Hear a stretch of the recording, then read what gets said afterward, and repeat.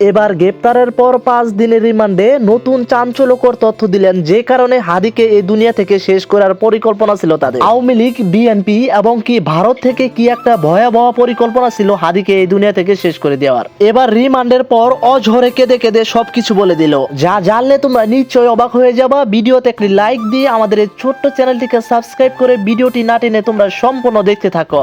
হ্যাঁ বন্ধুরা, তোমরা ঠিকই শুনেছ, ঢাকা 8 আসনের এমপি প্রার্থী উসমান হাদি সহ বিভিন্ন নেতাদেরকে টার্গেট করেছিল তারা। এসব ভয়াবহ পরিকল্পনা ছিল আওয়ামী লীগের নেতাদের এবং কি ইন্ডিয়া থেকে। বন্ধুরা, তোমরা আরো জানলে অবাক হবা, তাদের টার্গেট ছিল হাদি সহ হাসনাত আব্দুল্লাহ, সার্জিস এবং বাংলাদেশের বড় বড় নেতাদেরকে। এতে সাধারণ মানুষ বলছে সামনে নির্বাচনকে কেন্দ্র করে তারা এসব শুরু করেছে। সাধারণ মানুষেরা আরো বলছে এক হাদিকে এই দুনিয়া থেকে শেষ করে দিবি, এই বাংলাদেশের শত শত হাদি এই জন্ম নিবে।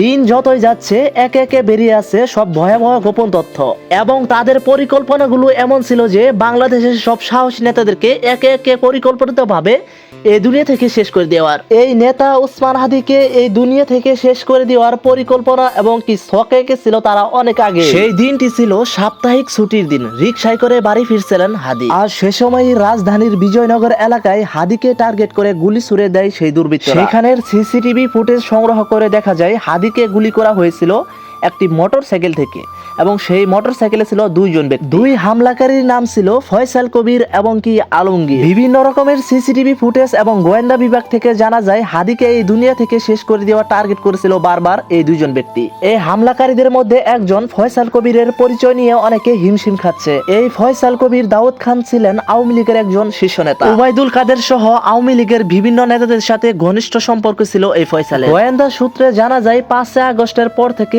এই কবির ফয়সাল আওয়ামী লীগের নেতা বিভিন্ন ছদ্মবেশে বিভিন্ন সময়ে লুকিয়ে থাকতো, এবং তিনি টার্গেট করত বর্তমান সময়ের সাহসী নেতাদেরকে এই দুনিয়া থেকে শেষ করে দেওয়ার।